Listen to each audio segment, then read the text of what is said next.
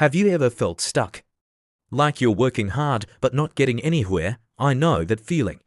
I was a teenager working a fast food job, flipping burgers and dreaming of a different life. Every paycheck felt tiny, and it would vanish on snacks and gadgets almost instantly. But one day, something shifted.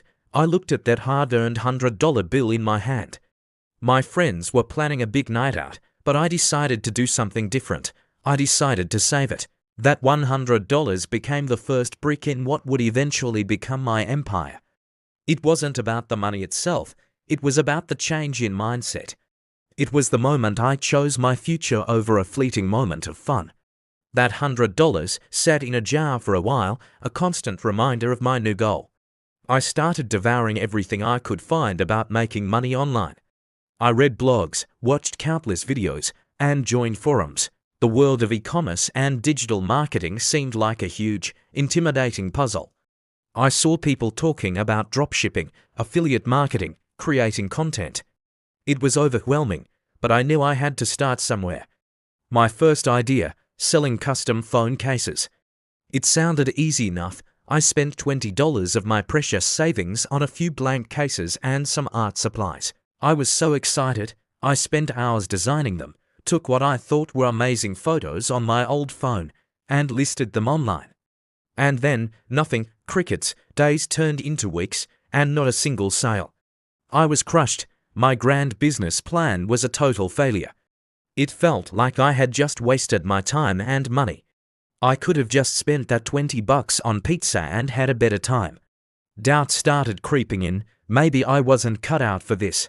Maybe I should just stick to my day job and accept my fate. It was a low point, and it was tempting to just give up and go back to my old spending habits. The jar with the remaining $80 seemed to mock me. But then, instead of quitting, I got angry at myself for almost giving up. I forced myself to analyze what went wrong. My photos were blurry. My descriptions were bland. I hadn't done any research on what designs people actually wanted. I was selling what I liked, not what the market demanded.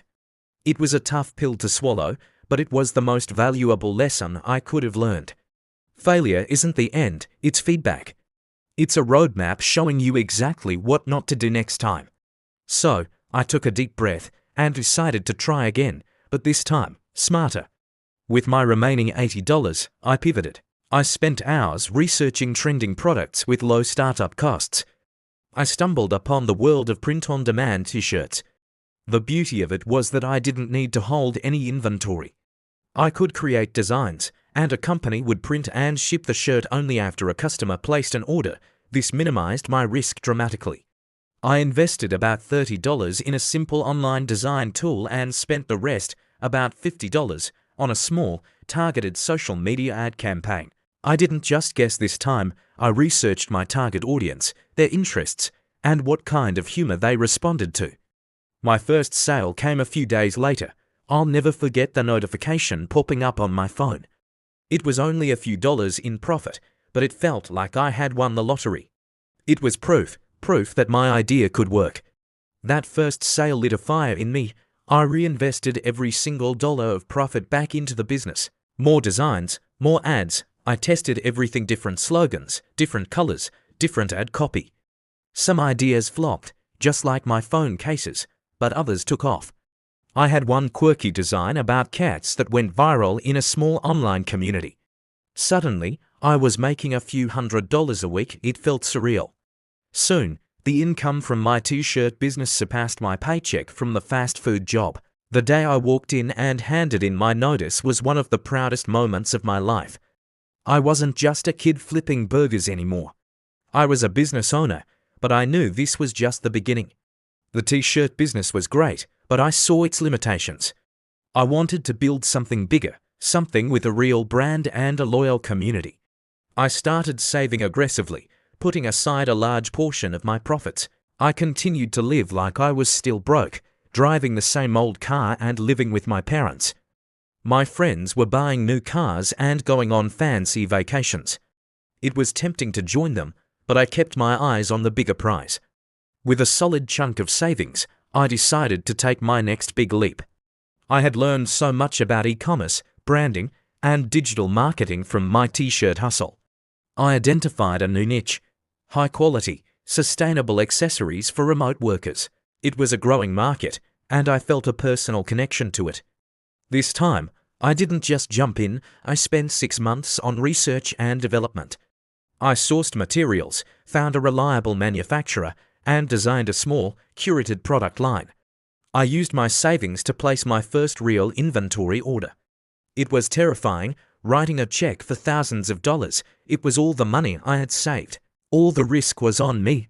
The launch was nerve-wracking. I built a beautiful website, crafted a compelling brand story, and prepared a multi-channel marketing strategy. I used email marketing, influencer collaborations, and paid advertising, all the skills I had honed over the past couple of years. The first week was slow, and that old feeling of doubt started to creep back in, but I trusted my research and my strategy. I tweaked my ads, engaged with every comment and question, and focused on providing amazing customer service. Then, things started to snowball. A popular tech blogger featured one of my products. Sales exploded overnight. We sold out of our initial inventory in less than a month. From there, it was a whirlwind of growth.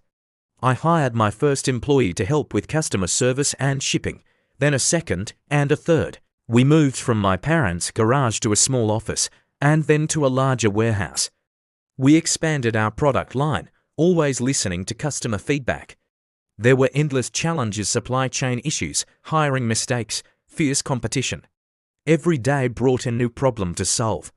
There were many sleepless nights, moments where I felt completely overwhelmed. But that memory of my first failure with the phone cases always kept me grounded. It reminded me to stay humble, to keep learning, and to never be afraid of making mistakes. Today, that little side hustle I started with $100 is a business valued at over $1 million. It's a real brand with a team of amazing people and thousands of happy customers.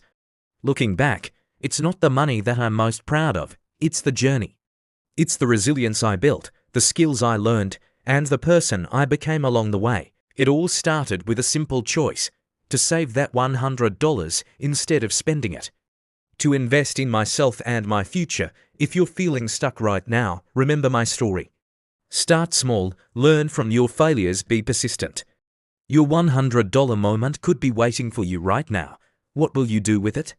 Thanks for watching, and if you found this inspiring, make sure to subscribe for more.